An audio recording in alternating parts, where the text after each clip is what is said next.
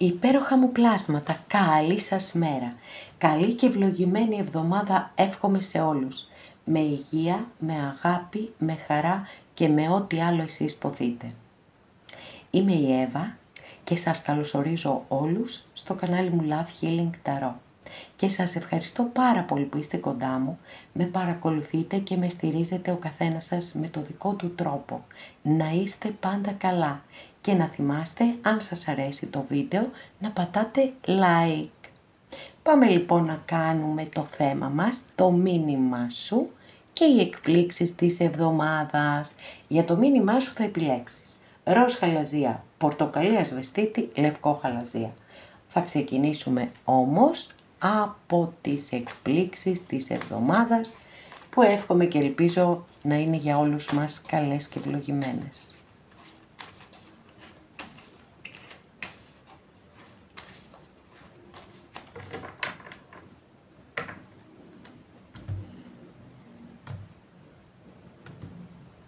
Πρώτη καρτούλα, αυτός ο ερημίτης το ξέρει πια ότι τον αγαπάω πάρα πολύ, το έχει μάθει και τσουπ, εμφανίζεται. Λοιπόν, αστρολογική αντιστοιχεία είναι με το ζώδιο της Παρθένου. Απλή αναφορά αγαπημένες και αγαπημένοι, γιατί το έχω πει πάρα πολλές φορές, δεν είμαι αστρολόγος και η αστρολογία, τουλάχιστον αυτή είναι η δική μου γνώμη, δεν έχει καμία σχέση με την ανάλυση που κάνουν τα ταρό. Κλείνει παρένθεση. Πάμε. Ο ερημίτης είναι ένας ασκητής, ο οποίος στην απομόνωση αναζητά την αλήθεια. Και μέσα από αυτήν την αλήθεια φτάνει στη σοφία. Και αυτό είναι πολύτιμο. Μπορεί κάποιοι από εσάς να γνωρίσετε κάποιον άνθρωπο ο οποίος να σας δείξει το δρόμο, γιατί η σοφία φυσικά ούτε διδάσκεται, ούτε μεταβιβάζεται, ούτε μπορεί να έρθει με βία στη ζωή μας. Έρχεται στη στιγμή που είμαστε έτοιμοι για κάτι τέτοιο. Και βεβαίως μπορεί και εσείς να είστε εδώ μόνοι σας, μόνες σας και να κάνετε όλο αυτό το εσωτερικό ταξίδι και να βρείτε την αλήθεια σας. Γιατί η αλήθεια είναι πάντα μέσα μας. Όπως και η δύναμη είναι πάντα μέσα μας. Γι' αυτό ο ερημίτης απεικονίζεται πάντα με ένα φανάρι που είναι αναμένο. Είναι το φως της ψυχής μας και το φως της ψυχής μας δεν σβήνει ποτέ. Ακόμα και αν εμείς νομίζουμε ότι έχει σβήσει. Τώρα, μπορεί να είναι ένας πνευματικός. Ο πνευματικός σας στην εκκλησία. Μπορεί να είναι έτσι, εσείς το είπαμε αυτό. Ή οποιοσδήποτε, ένας φίλος, μία φίλη που κάτι μπορεί να σας πούν και να σας ξεκλειδώσουν μία διαδρομή, ένα διαφορετικό μονοπάτι. Πολλές φορές ο ερημίτης εμφανίζεται όταν μετά από μία δυσκολία που μπορεί να έχουμε περάσει και συνειδητοποιούμε ότι η ζωή είναι δύσκολη, ότι είναι μία καθημερινή μάχη, ότι πληγωνόμαστε, ότι πονάμε, όλα αυτά που όλοι πολύ καλά γνωρίζουμε. Όμως μέσα από αυτή τη διαδρομή, ακριβώς επειδή μπορούμε να αποκτήσουμε σοφία ή τουλάχιστον να αναγνωρίσουμε κάποιες αλήθειες και να συνειδητοποιήσουμε πόσο δυνατοί είμαστε, σίγουρα μετά βλέπουμε τον κόσμο αλλιώς. Πολύ πολύ αγαπημένη κάρτα, γιατί είναι αυτή η εσωτερική διαδρομή που θεωρώ ότι συχνά πυκνά πρέπει να την ακολουθούμε, γιατί κάθε φορά έχουμε να ανακαλύψουμε και κάτι καινούριο. Δεύτερη καρτούλα, πω παιδιά, τι γίνεται εδώ, τι εκπλήξεις είναι αυτές, δεν μ' αρέσουν αυτές οι εκπλήξεις καθόλου. Λοιπόν, Τι έγινε σήμερα? Καλά, για την πρώτη κάρτα, οκ, δεν έχω να πω κάτι αρνητικό σε καμία περίπτωση. Αλλά εδώ έχουμε μια ζώρικη κάρτα, φυσικά, γιατί όλες οι κάρτες στην Ταρό έχουν αρνητικές και θετικές ερμηνείες. Εδώ θα πούμε τα θετικά, ρε παιδιά, αυτά θέλω να πούμε. Λοιπόν, θεωρώ ότι ένας κύκλος πόνου κλείνει και γίνεται μία αφύπνιση, ένα ξεκίνημα, και ξέρετε, μπορεί να υπάρξει εδώ και ένας πολύ ωραίος συντονισμός. Γιατί τι σας είπα πριν, ότι πολλές φορές ο ερημίτης εμφανίζεται μετά από μία δύσκολη περίοδο στη ζωή μας. Εδώ έχουμε δεκάρι, έχουμε το κλείσιμο λοιπόν πλέον ενός δύσκολου, ενός επίπονου κύκλου, μίας πιθανόν σχέσης που τελείωσε και μπορεί να τελείωσε και άσχημα. Και μπορεί επίσης να νιώσατε την απόλυτη προδοσία. Να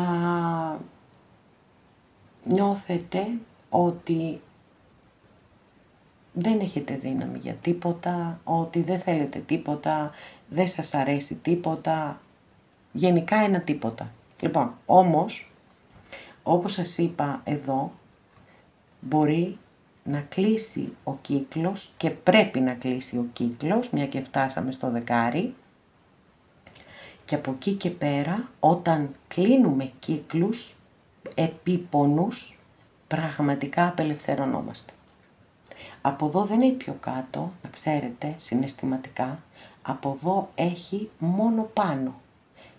Σηκώνομαι, πατάω γερά στα πόδια μου, γιατί έχω αποκομίσει πάρα πολύ σοφία μέσα από όλο αυτό που έχει συμβεί, και συνεχίζω παρακάτω με πολύ μεγαλύτερη δύναμη.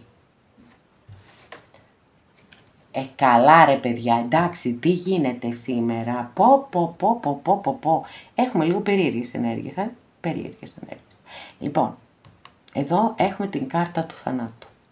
Αστρολογική αντιστοιχεία είναι με το ζώδιο του Σκορπιού, γιατί ο Σκορπιός θεωρείται έτσι το ζώδιο της μεταμόρφωσης. Και αυτό ακριβώς δηλώνει και η κάρτα. Μεταμόρφωση, δηλαδή μία κατάσταση αλλάζει. Κλείνει ένας κύκλος, παιδιά, είναι απίστευτο όμως, εκπλήξεις δεν έχουμε εδώ σήμερα. Βέβαια, εντάξει, εδώ ο θάνατος μπορεί να φέρει εκπλήξεις, δηλαδή κάποιο γεγονός να γίνει ξαφνικά, να κλείσει κάτι, οριστικά και αμετάκλητα. Λοιπόν, αλλά το θέμα είναι ότι πολλές φορές στα ερωτικά, ας πούμε, ο θάνατος μπορεί να σημαίνει μία σχέση που αναγεννάται από τις τάχτες της. Και βεβαίως μιλά για μεταβατικές περιόδους στη ζωή μας, για κύκλους ζωής που πρέπει να κλείσουν, γιατί πλέον δεν έχουν κάτι να μας προσφέρουν. Είναι αρνητικοί κύκλοι. Δυσκολευόμαστε στις αλλαγές οι άνθρωποι, το ξέρω πάρα πολύ καλά, όμως από εκεί και πέρα πρέπει να γίνεται και αυτό για να προχωράμε παρακάτω. Αλλιώς μένουμε στάσιμοι. Και φυσικά, εννοείται δεν μπορώ να μην σας αναφέρω την υπέροχη ερμηνεία από την Ταρό των Δρύδιδων για την κάρτα του θανάτου. Πόσο μεγάλο πάθος. Το καινούριο ετοιμάζεται να ανθίσει σαν το μπουμπούκι στην αυγή της καινούριας μέρας. Αυτό κι αν είναι υπέροχο. Οπότε τα καλύτερα είναι μπροστά μας. Πάμε τώρα να περάσουμε και στις επιλογές σας.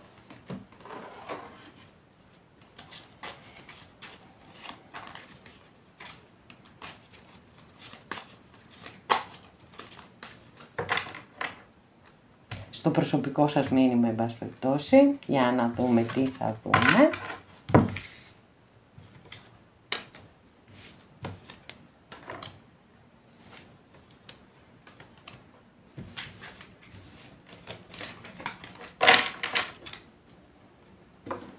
Πρώτη καρτούλα. Αγαπημένες και αγαπημένοι, λυπάμαι που ξεκινάμε με μια τέτοια κάρτα. Τι να κάνω όμως. υπάρχουν μέσα στις κάρτες και αυτές οι κάρτες. Μιλά για μια δοκιμασία εδώ η κάρτα. Δεν είναι κατά ανάγκη ότι είναι κάτι που θα είναι δικό σας. Μπορεί να το ακούσετε, μπορεί να το μάθετε για κάποιον, έτσι, για μια δοκιμασία ή για μια ασθένεια. Εύχομαι να είναι τελείως άκυρη αυτή η κάρτα για όλους σας. Αλλά σε κάθε περίπτωση δεν σημαίνει κάτι σοβαρό, έτσι, χτύπα ξύλο πολλές φορές. Λοιπόν, δεν σημαίνει κάτι σοβαρό. Μία δοκιμασία. Πότε δεν περνάμε δοκιμασίες, η αλήθεια να λέγεται. Αλλά επίσης σας λέω, δεν είναι κατά ανάγκη ότι είναι κάτι που αφορά εσάς προσωπικά. Μπορεί να ακούσετε κάτι και μέχρι εκεί. Δεύτερη καρτούλα. Μάλιστα. Τώρα στα κορίτσια μου να πω ότι είναι πολύ πιθανόν έτσι να είστε εκεί και να περιμένετε, να κοιτάτε κάπου και κάτι να προσμένετε. Μπορεί να έρθει μία επίσκεψη που δεν την περιμένετε από μία φίλη, να σας πάρει τηλέφωνο, να βγείτε έξω. Γενικά θεωρώ ότι ένα γυναικείο πρόσωπο αυτή την εβδομάδα θα παίξει ένα σημαντικό ρόλο στη ζωή σας. Μπορεί να είναι οποιοδήποτε θηλυκό πρόσωπο. Η μαμά σας, η αδερφή σας, το παιδί σας, το κορίτσι σας, έτσι, μία φίλη, οποιοσδήποτε. Αλλά, όπως είπα, μπορεί να είστε κι εσείς που κάτι περιμένετε και κρατάτε και ένα κόκκινο τριαντάφυλλο. Και επειδή ακριβώς κρατάτε ένα κόκκινο τριαντάφυλλο, θεωρώ ότι έχει να κάνει με ερωτικό. Οπότε σας εύχομαι αυτό που περιμένετε να έρθει. Τρίτη καρτούλα. Και εδώ έχουμε το ρολόι. Και το ρολόι έρχεται να υπενθυμίσει ότι αν ας πούμε έχετε κάτι να κάνετε και όλο το αναβάλλετε, ο χρόνος μετρά αντίστροφα. Η αναβλητικότητα είναι κάτι που έχουμε όλοι οι άνθρωποι, σχεδόν τέλος πάντων, ανεξαιρέτως. Λάθος.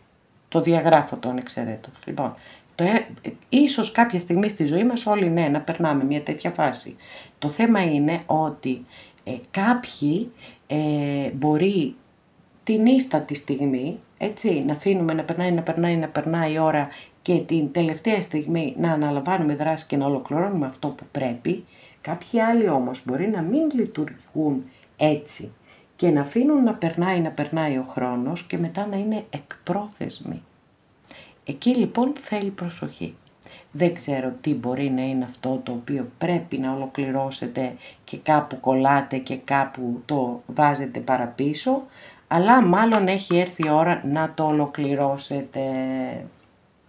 Αγαπημένες και αγαπημένοι, εδώ ολοκληρώσαμε και αυτό μας το άνοιγμα. Σας ευχαριστώ πάρα πολύ που είστε κοντά μου και με παρακολουθείτε. Μέχρι την επόμενη φορά να είστε όλοι καλά. Σας φιλώ γλυκά.